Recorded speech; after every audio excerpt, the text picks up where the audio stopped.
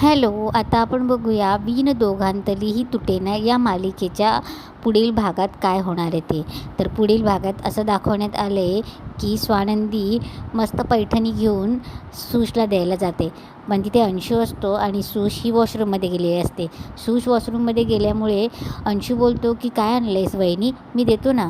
तेव्हा स्वानंदी बोलतो की काही गरज नाही, तुला काही प्रॉब्लेम आहे काय मी तर इथे थांबली तर. तेव्हा अंशू बोलतो की नाही, मला काय प्रॉब्लेम राहणार आहे.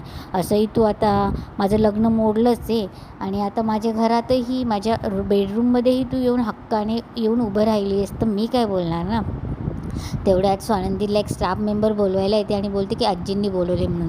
तेव्हा स्वानंदीला ती साडी जी काही तिने ज्वेलरी साडी आणलेली असते ती अंशूकडेच द्यावी लागते आणि अंशूच्या मनाप्रमाणेच होतं, कारण की मल्लिका त्यांचा प्लॅनच तो असतो. जेव्हा स्वानंदी साडी देऊन जाते तेव्हा अंशू पटकन सुश वॉशरूममधून येण्याच्या आधीच अंशू पटकन ती साडी एक्सचेंज करतो. मल्लिकाने दिलेला वन पीस जो एकदम शॉर्ट ड्रेस असतो तो अंशू स्वानंदीने दिलेल्या बॅगमध्ये ठेवतो आणि स्वानंदीने दिलेली जी साडी जी काही असते ती लपवून देतो.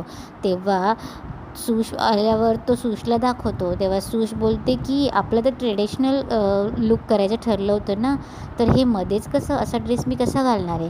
तेव्हा अंशू बोलतो की तुझ्या नवऱ्याला आवडतो ना तर घालू शकतेस तू, बाकीच्यांचं काय बघतेस आणि तुझ्या नंदूताईनेच दिलं आहेत म्हणून. आणि आता असं बघायला येते की पार्टीत नंदू म्हणजे स्वानंदी इतकी सुंदर पारंपरिक साडी घालून नटलेली असते आणि समर्थ तिच्याकडे बघून लट्टूच होतो. तेव्हा स्वानंदीचं लक्ष जेव्हा जातं तेव्हा ते जेव्हा प्रेझेंटिंग करतात की आता नवीन नवरी येणार आहे तर सूस एकदमच शॉर्ट कपड्यांमध्ये जिना उतरत येत असते आणि सगळ्यांना खूप धक्का बसतो.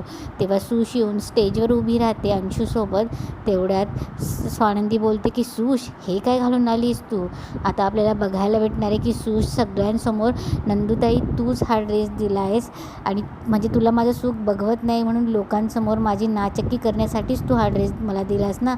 असं बोलून सूश स्वानंदीचा अपमान करते की स्वानंदी तिने घातलेल्या ड्रेसवर तिची खरडपट्टी घेते.